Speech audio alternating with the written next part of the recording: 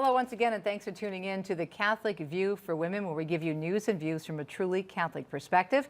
I'm Teresa Tomeo, of course, along with my beautiful co-host, Astrid Bennett-Gutierrez, who's the Executive Director of the VITA Initiative, and Janet Marana, who is the co-founder of the Silent No More Awareness Campaign and the Executive Director for Priests for Life. And you also see Janet right here on Defending Life, and you hear both of these ladies on my radio show, Catholic Connection. Before we go on and introduce our topic, we have to give a big thank you to our Pastoral Director, Father Frank Pavone, who's a National Director for Priests for Life, and of course, a pro-life warrior, bar none, author, speaker, and really keeps us in line on the show. That's right. To make sure that everything we say is theologically sound. All our I's are dotted and T's are crossed theologically speaking. Yes, and so in addition to, obviously, the network, looking at our scripts, we also run it by FF, as we call them. So thank you, Father Frank, for your support and your advice as our pastoral director. All right, now the topic of this show is really near and dear to my heart, as you know, because my whole story of reversion came through the miracle healing of our marriage. So we're going to be talking about conversion and reversion in marriage. And you two ladies are going to be sharing, well, I did see the clip, but wait till you see this story. But I want you, both of you, to talk a little bit about Jessica.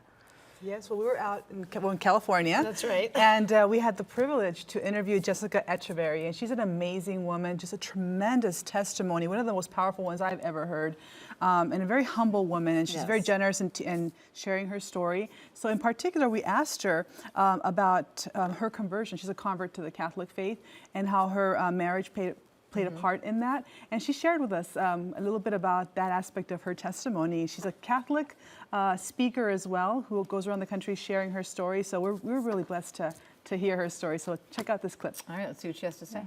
I would say that my husband being a cradle Catholic, and more looking back, I would say more of a culture Catholic, even though his parents were extremely pious and practicing, that for him, and knowing his personality, whenever I had a question about the Catholic Church, he couldn't answer it. And so that bothered him. And so I think the more questions that I had for him, the more it led him into, I really want to have an answer for her. And at the time, I didn't even notice.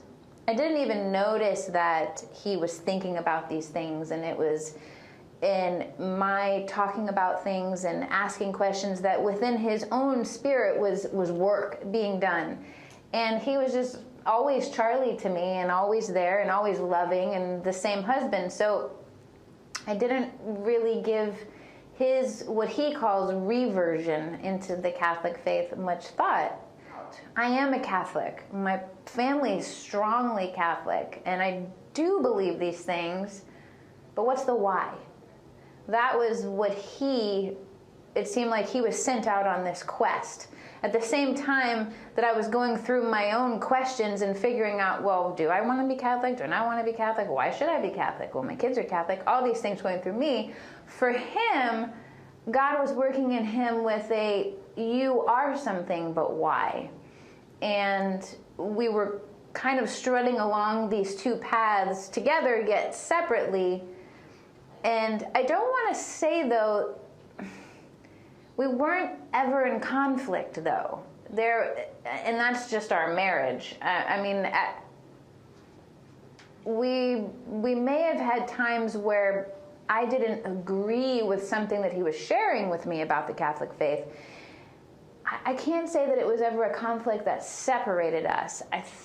We had to have received many graces from being open to wanting to learn. And maybe there were some times where I felt like I was really excited about learning this and he wasn't. But his not being excited wasn't necessarily about, I'm not really interested in this. It was more about, I'm working on this over here. I'm not at that part yet. So I would really say that we were moving along together yet separately, not necessarily with a lot of conflict, though, in our journey. Going to Mass and me coming into the Catholic Church, I truly believe that I received so many graces from trusting God and saying, you know what, I don't know what this is all about, but I'm going to trust you, God, and I'm going to follow you on this road that you're leading me in. And so the graces that I feel like we received were, my husband and I were both walking on our paths closer to God and becoming more educated about the Catholic Church and the why behind why the Catholic Church is what it is and what it does. My husband, there was one Sunday where a deacon was presiding at Mass, and he gave the homily. And I remember after that Mass, I looked at him and I said, "What's a deacon?" And he didn't know what a deacon was. And he later shared with me that he himself felt moved with all those questions inside of him. Who is this guy coming up that's not the priest? What is this deacon figure? What do deacons do? How come he's allowed to give the homily? He's preaching. Wow, that's pretty amazing. He's married. Why is he married? So all these questions were going through my husband, and he would say that that is when he felt like God was kind of leading him into this, I want you to learn what a deacon is, because that's what I'm calling you for. He was feeling this interest in this curiosity towards what a deacon was, and I was continually teaching the Sunday catechism classes. Now I had developed my own curriculum, and the classes had grown into a great success. People had waiting lists to get their kids in. It was phenomenal. We really felt like we were in such a good place, and I felt like God had graced us with so many blessings. But my husband shared with me, I want to find out more about being a deacon.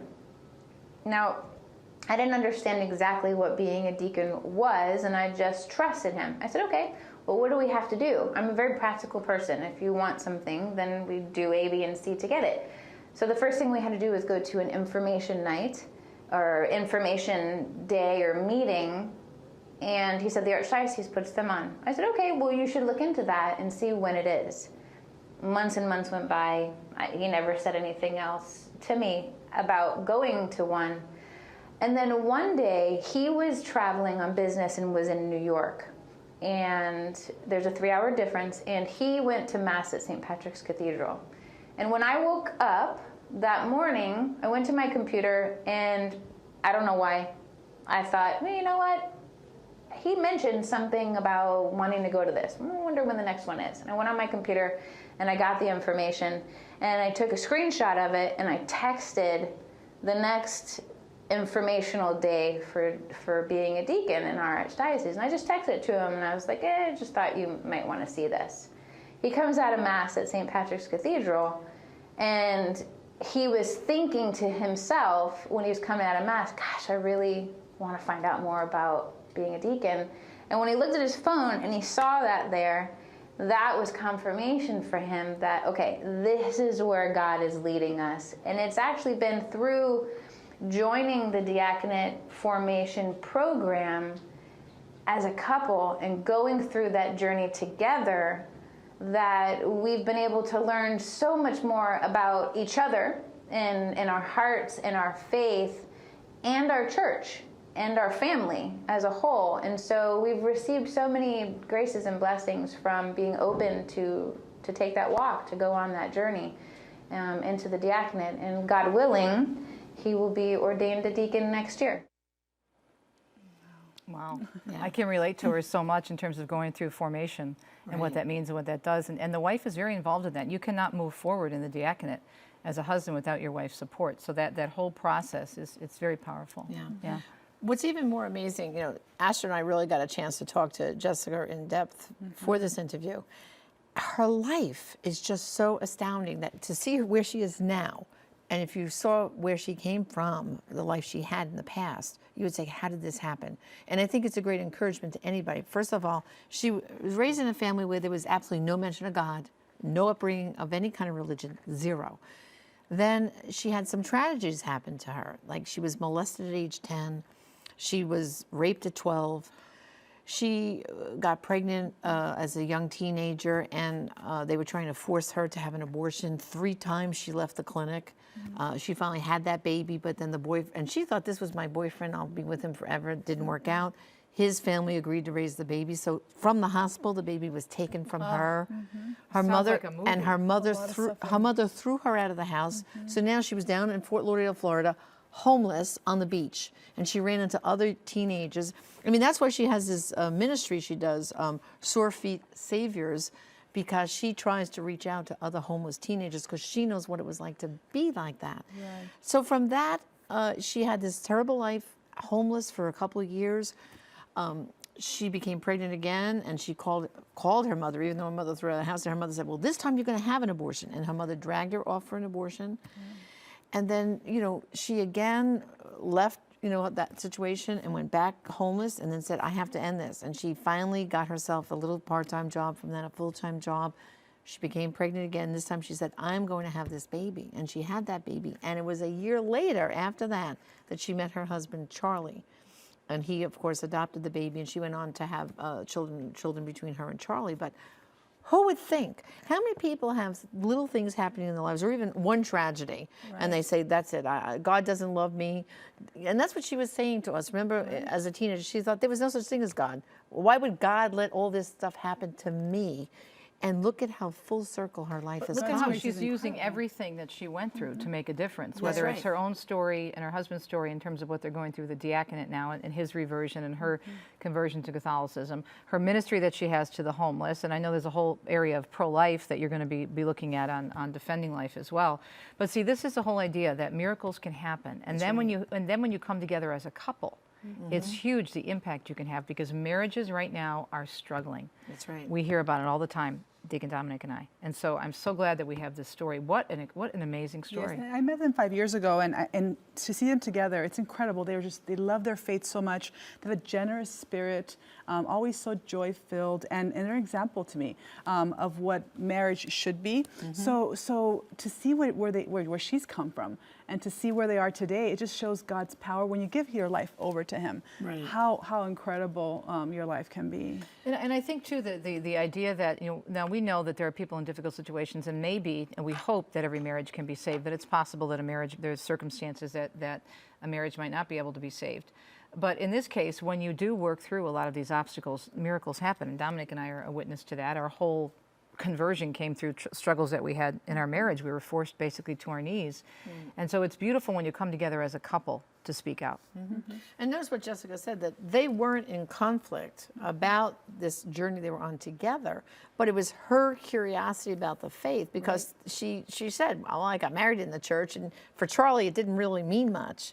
Even though he was raised Catholic, he just wasn't a practicing Catholic, really, And so they got married in the church. They promised to raise their kids Catholic. So she was trying to just be a good mom. And how do I do this job real good, So it's just an incredible story. Her humility is what made it happen. We'll be back to talk more about Jessica's story and also more about conversion and reversion in marriage on this episode of The Catholic View for Women. Please stay tuned.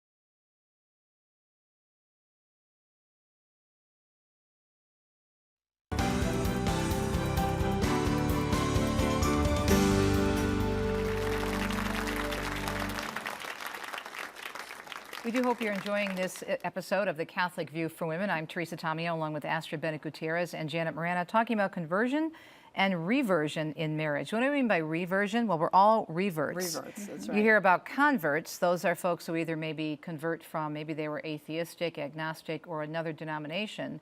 But when you're a revert, you're grown up in the Catholic faith, fallen away, and you come back to the church. And Jessica herself, the woman you saw in our video clip prior to the break, she was a convert. Right. Her husband was a revert. A beautiful story. Yeah, it really Yeah. is. And it just shows you, you know, the path you can be set on when you just trust and inquire. If you notice, what got her to convert was wanting, I think, to be a good mom. And she promised to raise the kids Catholic. She actually taught CCD, just helped out. And it was all the curious questions that caused her to want to seek more truth and more truth and more truth. And it was her seeking truth about the Catholic Church to convert caused Charlie to say, oh, I don't know the answer to that, and I guess I should. I was raised Catholic. How come I don't know these things? So now he went back, took a step back and said, I have to rediscover my faith. And I think, you know, we can all identify with that because of the fact that the three of us are sitting here as reverts. Right. And there was that period where, I know in my case, I was Catholic school all the way, grammar school, high school, college, screw up. And I went away from the church. And I'm still learning. That's what I find. Like, you know, in our last episode, we did the doctors of the church. And in preparation for that episode, I was reading and saying, oh my goodness, I didn't know that. I didn't know this. It's pretty incredible. It's pretty incredible. It's you when know? Protestants maybe challenges and we're like, well, I don't know how to answer that. And then you become curious. Yes. God begins to show you. One of the first strong experiences that I had in my reversion was hearing converts speak about converting to the Catholic faith. And I was astonished. I had never heard of this phenomenon. And it was incredible to see that they were finding these treasures that we have in the church and that we've had all along, and that we have no idea about. At least I didn't know about the Eucharist, about all these treasures we have. Well, Scott Hahn says that Catholics are sitting on Fort Knox and they don't even know it. Exactly. Because we don't crack into it. We take it for granted. Another friend of mine said that we're like the spoiled kids on the block with the fancy Mustang or the fancy sports car. We are We're driving spoiled around and don't we know don't it. realize what we have We've got in the Yes. Eucharist and the Yeah. saints and 2,000 years of church teaching. And when you share that and break that open as a couple, huge things can happen. I mean, when you were talking about the fact that think about what Grace has done in her life and how now her husband, God willing, will be ordained a deacon and the ministry that she has and all the trouble she had. I feel the same way every time I see Dominic up on the altar. How did this happen? When we came close, and most people who've been watching the show for a while know my story, we came close to divorce. And now he's a deacon and I'm on Catholic radio and TV. How does that happen? Figure. Praise Go God. figure, It's you all know? the grace of God. Yeah, It I is. mean, another couple example, of course, is Kimberly and Scott Scott Hahn. Hahn, amazing story. Right, and of course, they They were came- not on the same trajectory page. at the same time. No, Yeah. no, Yeah. they came in at different Well, times. they're Right. very faithful Christians, you know, Protestant Right. Christians. And he was a pastor. Exactly. And the beautiful thing about it is, and I find a lot of converts come out of the pro-life movement because they Right. find They do. the teachings of the church, especially the teachings of contraception. Contraception. So Kimberly was studying and she found out about this teaching of the church, that the Catholic Church had not changed its teaching, where all the other denominations had began to, you know, fold with the teaching of on contraception. And then Scott started to look at that, and then he became curious and started to go to Mass and observe the Mass. And then, you know, so she had basically given him the seed that Planted those planted the seeds, right. seed. Yeah. But her father was a big Protestant pastor and was involved in some pretty major ministries and nationally out there on the front lines as a very wonderful Christian man. But they had a very, very different idea of the Catholic Church. They saw it as, you know, they had earlier accepted a lot of these stereotypes that are put out there by the media, by the culture, and of course in the fundamentalist movement.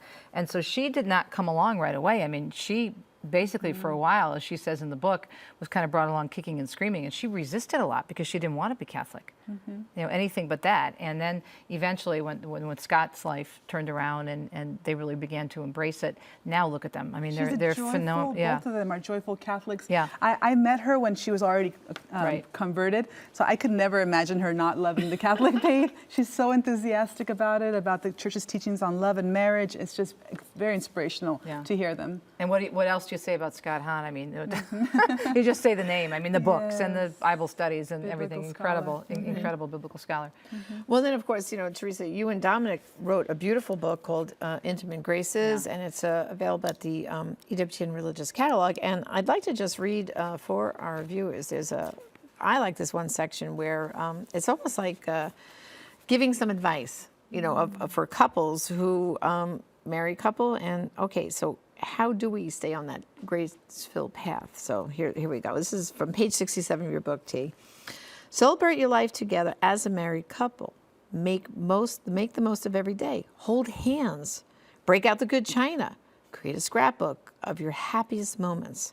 Acknowledge the pain of the past, but do not allow yourself to remain in that tomb.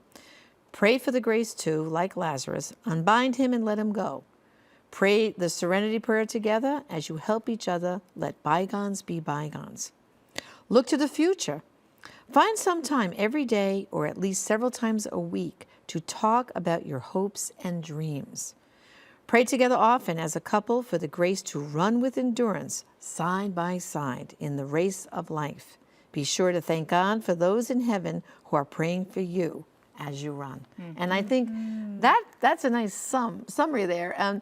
Because when you think about this, and Teresa, I guess you can comment more because this is, you know, you and Dominic, this is your recipe here. Hold hands as a couple. You know, how many people are just rushing from here to there with each other? Come on, let's go, let's go. But stop, hold hands, maybe walking through the mall or when you're walking into church, holding hands, you know. I mean, just some of these things like taking to be a time. witness, that's one of the ways that we can be a light. And Pope Francis says there shouldn't be any pickled peppered Christians. He said that early on in his pontificate. And I don't think enough of us, enough happily married couples, show that joy to the world. Because think about what's happened to marriage. And we're not just talking about what happened with the Supreme Court, but think about how marriage has been broken down, the high divorce rates. It's very similar in the Catholic Church and in the culture. Not quite as high, but you know, we're not doing all that well. And so why aren't we out there celebrating each other and holding hands? We don't understand what marriage is. Right. Marriage is this beautiful union where you're helping each other get to heaven. You're meant to serve each other. I mean, typical understanding of marriage is I'm doing it to be happy. Right. I want to be What happy. can You're you going to do make for me me? happy. For me, yeah. And the Christianity just completely turns that around and says, no, it's about serving and loving the other. And therein is your happiness that you're seeking. Right. You know, don't be looking at one spouse, another spouse. Who's going to make me happy? It's when you finally realize, no, marriage is about ultimately it's about heaven and about bringing your children to heaven. Right. That's what you see when you see those happy couples and no matter what, the kids are crying and all, they're happy because they understand the vocation. Very few married couples, I think. Right. They don't even know what marriage means, as you said. Right. And it's a relationship. It's supposed to reflect the relationship of God. The marriage came to us. God came to us in a family. A family of three, the Holy Trinity. And in the beginning of the Bible, we see Adam and Eve. The end of the Bible, we see the wedding feast, the marriage, the marriage feast in heaven. And so it's not just quote unquote symbolic. It's everything who we are, male and female. And it's so a important. Sacramental grace too. Right. A friend of mine wrote to me and said, hey, we just celebrated 5 years of our sacrament. I said, she understands that it's not just a wedding. It wasn't just, it's one day. It was, they've received a sacrament wherein they draw graces every day for each other. Well, the other important thing I think in that advice I just read, Teresa, is the part where you said, well, okay, if there's troubles from the past, leave them in the past. Right. Like I think you used the phrase, leave it in the tomb. And Father Frank, when he was my pastor, not parochial voker at my parish, St. Charles in Staten Island, he used to give talks about this, and he used to say, press the stop button on the tape recorder, because what we tend to do is we rewind and we play that story. Like maybe there was an argument about something, or maybe a big, argument in the family or between the couple over something really serious. And okay, you forgave each other, but did you really forgive, or is you still in your mind replay it? So I like that idea of leave it in the tomb, bury it. It's gone. It's over, and go forward and then with each other. celebrate every day. I mean, I think because Dominic and I almost lost everything in terms of our relationship. Every day is a gift. Even when I'm out of town, like we are this week, I'm calling him first thing in the morning. I leave notes around the house. I know you hear it. Father heard it this morning on the way over to the studio. Calls Dominic in the morning. And every day is a gift. And she calls him at night before bed. Yep, because we so appreciate each other. Okay, gosh, I can't believe we're almost done with the program. We have some really, really good homework. Yes, we do. For the couples. Well, first, I just want to remind our viewers that the reason we have this beautiful statue here is she's the Kitchen Madonna, and she's available at the EWTN Religious Catalog, and she's in bronze now, which is beautiful. I know we all have her in our homes, and of course, the symbolism is so important here. Is the kettle, which keeps us nourished in body, but also nourishing your soul. The broom is for purity and keeps the house clean, but also purity of mind and body. The keys here, which she will show us the keys to the kingdom, but also keeping the home safe. And it's a beautiful reminder, like Mother Angelica always said, keep those holy reminders around. Yep. And then, of course, for our homework, we mentioned a lot about Scott and Kimberly Hahn, and I'd like to point out they have a great book called Rome Sweet Home, and it's available also at the EWTN Religious Catalog. And of course, Teresa and Dominic's beautiful book, Intimate Graces, that I read that beautiful passage from, also available at the EWTN Religious Catalog. I want to remind our viewers to go to our website, thecatholicviewforwomen.com, for more information.